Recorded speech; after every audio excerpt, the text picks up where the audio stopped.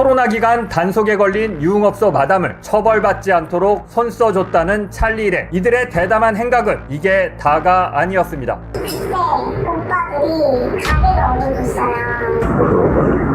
찰리 오빠가 온 오빠가 몰래 가게를 얻어주고 여수한테 장사하라고. 찰리 일당이 돈을 대고 업소를 차려주고 마담이 운영했다는 얘기. 경찰 단속은 염려할 필요가 없었다고 합니다. 북한에서부터 강제대팀 형사들이랑 같이 해가지고 여기는 자주 때리지 마라 해가지고 그랬었죠. 혼자 등록했는데. 근데 그런 게 신기했었어요, 저는. 경수대를 막아버리고 경찰이 못 오게 할 정도로 했다는 게. 마담의 말이 맞다면 건진 처남 일행의 손길이 검찰과 경찰 내부에 깊숙이 뻗쳐 있었다는 얘기가 됩니다. 건진 법사 처남에게 사실인지 물어봤습니다. 찰리 씨 되시죠? 네네네. 건진 법사님 처남이라고 들어서 알고 있는데. 그거 잘못 보셨습니다.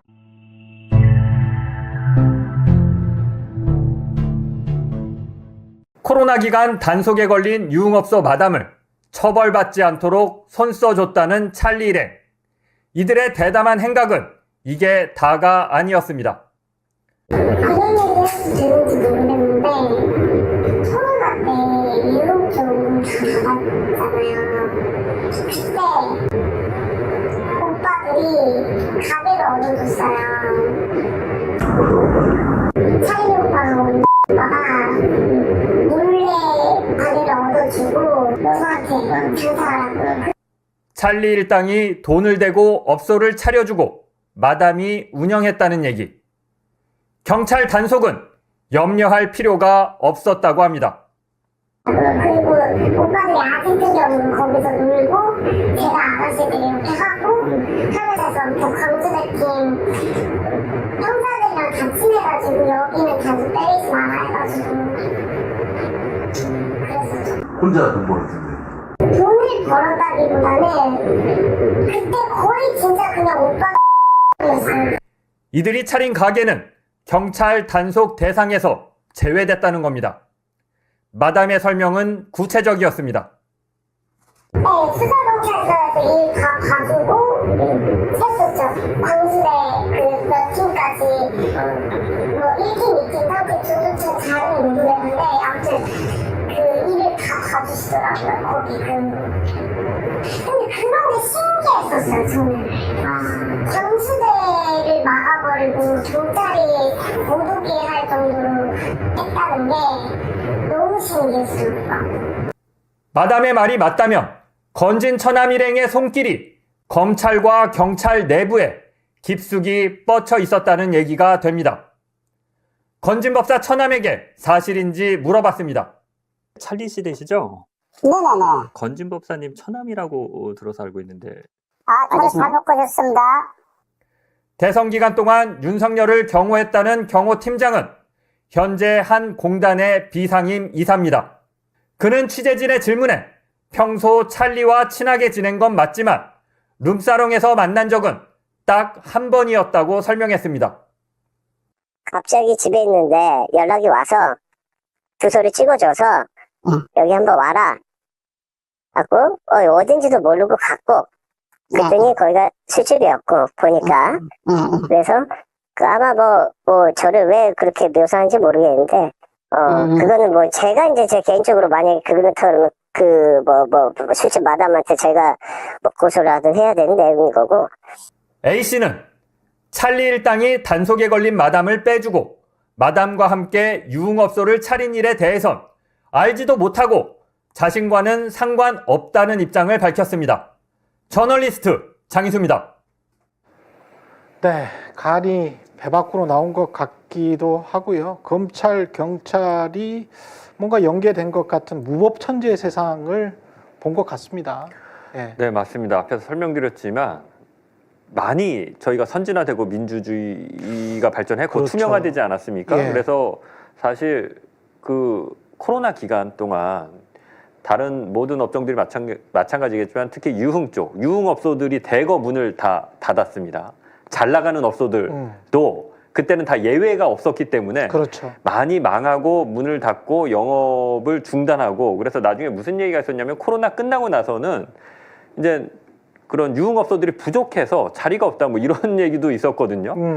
근데 이들은 단속 아예 그 새로 가게를 차렸고 처음부터 단속이 안 나오게 찰리가 알아서 다 일을 봐주고 손을 썼다라는 겁니다. 찰리 오빠가 차려준 가게는 단속도 안 나왔다. 그때 아예 단속이 안 나왔다. 예. 그러니까 찰리가 이제 그 김건희, 윤석열을 통한 라인도 있었고 또 그거를 이용해서 자신도 이제 권력이 있다라고 해서 아마 경찰 쪽에 본인도 상당히 이제 마당발처럼 이렇게 친분을 쌓으면서 좀 관리를 했던 것 아닌가 이렇게 의심이 됩니다. 또는 행세를 했던 것 아닌가. 근데 그 행세를 한 게 그게 먹혔어.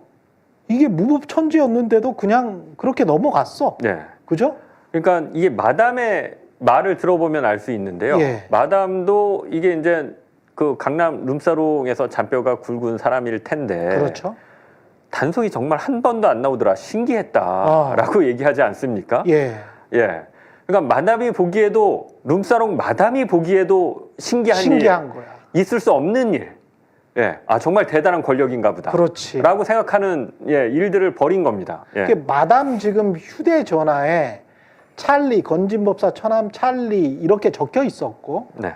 그 전화번호로 누가 한 겁니까? 아, 전화 제가 걸었습니다. 그렇죠. 장인수 기자가 전화를 한 제가 거죠? 이제 찰리한테 전화를 걸었는데 예. 처음에 전화를 걸면 받습니다. 찰리냐고까지는 인정을 하는데 찰린 거는 인정한다. 건진이냐고 묻자마자 이제 건진법사 처남이냐라고 하니까 묻자마자 건진과의 관계를 묻자마자 잘못 걸었습니다 하면서 끊는데 예. 저희가 확인한 바로는 찰리 씨의 핸드폰 맞고요. 실제로 룸사롱 다니면서 놀았던 거 맞고요.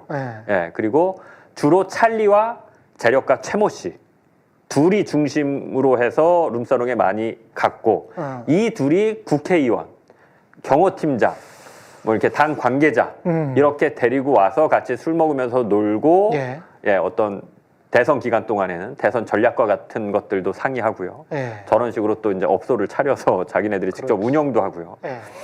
이게 이런 사단이 나고 마담이 사실상의 제보까지 하게 된 것은 결국은 아까 보니까 한 회 한 번 가서 술 마시면 1,000만 원이라고 하니까 여러 번 갔으면 뭐 상당한 돈이 나왔을 것 같은데 아까 지금 한 번에 1,000만 원씩 15번 1억 5천이라는 술값 얘기가 나옵니다. 15번? 네. 예, 15번? 이제 그 내일 전해드릴 내용인데요. 그겁니까? 비용에 관한 문제입니까? 그렇습니다. 이 1억 5천 1억 5천?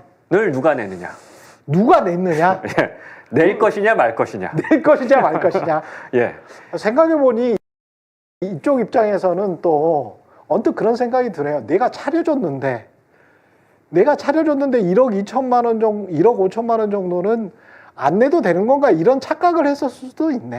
그런데 이들이 술값이 문제가 된 게 이 마담과의 관계에서만 생긴 술값이 아니라 아니에요? 이 룸사롱만 간 게 아닙니다. 아니에요? 강남 일대에 많은 룸사롱을 돌아다녔습니다. 그리고 대단한 분들이네. 대체로 외상으로 술을 먹었고요. 외상으로 술을 먹었으니까 이제 누군가는 내야 되는 거고, 그러네. 낼 것이냐 또 역시 말 것이냐가 문제가 되지 않겠습니까?